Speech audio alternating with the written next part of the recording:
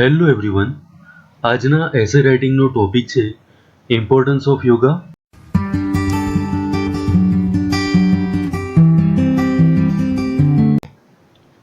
Importance of yoga. એસેની શરૂઆતમાં જ એક કોટેશન લખીશું. Yoga adds years to your life and life to your years. એટલે યોગા તમારા જીવનમાં વર્ષો ઉમેરે છે, તમારા આયુષ્યને લાંબુ બનાવે છે. And life to your years, અને તમારા જીવનના વર્ષો હોય એમાં જિંદગી ઉમેરે છે, તમને નિરોગી જીવન આપે છે, જીવન જીવવા જેવું બનાવી આપે છે. એટલે જ કહ્યું છે yoga adds years to your life and life to your years. The most important benefit of yoga is that, યોગનો સૌથી મોટો ફાયદો એ છે કે it is a physical and mental therapy. યોગ એ શારીરિક અને માનસિક ઉપચાર છે. One has to combine the practice of yogasans, pranayama and meditation to get the maximum benefit of yoga. યોગનો જો આપણે સૌથી વધારેમાં વધારે લાભ લેવો હોય તો આપણે યોગાસન, પ્રાણાયામ અને મેડિટેશન આ બધાની કમ્બાઇન પ્રેક્ટિસ કરવી જોઈએ, એટલે એક સાથે પ્રેક્ટિસ કરવી જોઈએ. Regular practice of asanas, pranayama and meditation can help such diverse element. Diverse એટલે જુદી જુદી અને એલિમેન્ટ્સ એટલે બીમારી.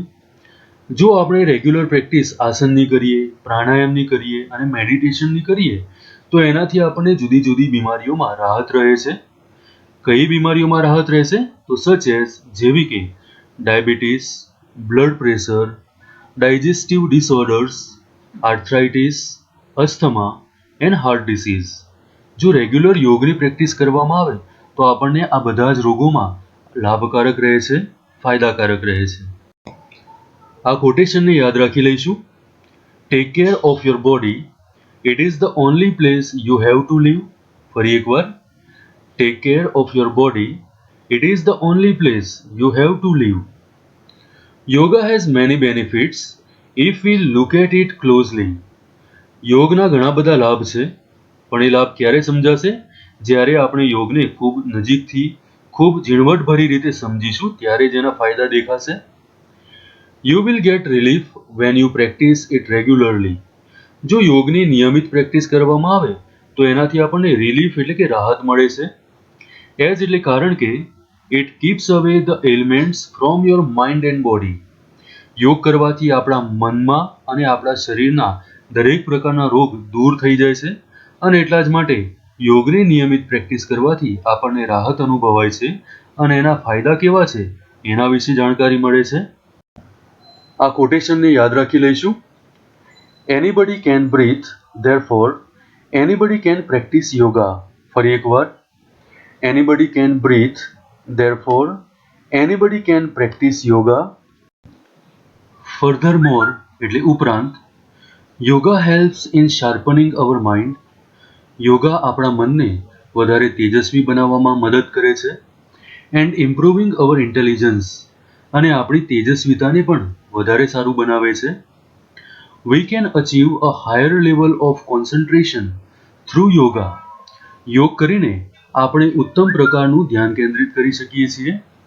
And also learn how to steady our emotions, અને આપણા લાગણીઓને કેવી રીતે અડગ બનાવી તે પણ શીખી શકીએ છીએ. It કનેક્ટ્સ us to nature like never before.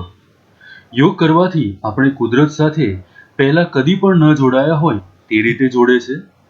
And enhance our social wellbeing, અને આપણી સામાજિક હિતને વધારે પણ છે. In addition you can develop self discipline. યોગ કરવાથી આપણામાં સ્વયં શિસ્ત આવે છે. And self awareness from yoga if we practised regularly. જો યોગનું નિયમિત રીતે પ્રેક્ટિસ કરવામાં આવે તો આપણામાં સેલ્ફ અવેરનેસ એટલે કે સ્વયં જાગૃતતા આવે છે, સાથે સાથે સ્વયં શિસ્ત પણ આવે છે. You will gain a sense of power once you do it constantly. જો યોગને સતત કરવામાં આવે તો આપણી અંદર ઉર્જાનો સ્ત્રોત રહેલો છે એવી આપણને લાગણી થશે. આપણામાં ઘણી બધી ઉર્જા છે, શક્તિ છે એવો આપણને ભાવ થશે. And help you lead a healthy life free from any problems. અને યોગ કરવાથી તમે તંદુરસ્ત જીવન જીવી શકશો, અને તમારા જીવનમાં કોઈ પણ પ્રકારની સમસ્યા પણ નહીં હોય. Anyone can practice yoga. કોઈ પણ વ્યક્તિ યોગની પ્રેક્ટિસ કરે છે. No matter what your age is. આ યોગ કરવામાં તમારી ઉંમર કેટલી છે એ કોઈ મહત્વની બાબત નથી. Or whichever religion you follow. અને તમે કોઈ પણ ધર્મને અનુસરતા હો, તમે યોગને ચોક્કસથી કરી શકો છો. આ કોટેશનને યાદ રાખી લઈશું. Yoga is a mirror to look at ourselves from within. ફરી એકવાર, yoga is a mirror to look at ourselves from within. 21st of June is celebrated as International Yoga Day. 21 જૂન ઇન્ટરનેશનલ યોગા ડે તરીકે ઉજવવામાં આવે છે. Where people are made aware of benefits of yoga. અને આ દરમિયાન લોકોને યોગથી થતા લાભ વિશે જાગૃત કરવામાં આવે છે. Yoga is a great gift to mankind. યોગ એ માનવજાત માટે ખૂબ મોટી ભેટ છે. Which helps us to maintain hour health. યોગની મદદથી આપણે આપણા સ્વાસ્થ્યને મેન્ટેન કરી શકીએ છીએ. You also develop a higher patience level when you practice yoga. જ્યારે તમે યોગા કરતા હોવ ત્યારે તમે સહનશીલતા કાં તો ધીરજને વધારી શકો છો. It also helps in keeping the negative thoughts અવે. યોગ કરવાથી તમારી અંદર રહેલા નકારાત્મક વિચારો દૂર થઈ જાય છે. You get great mental clarity and better understanding.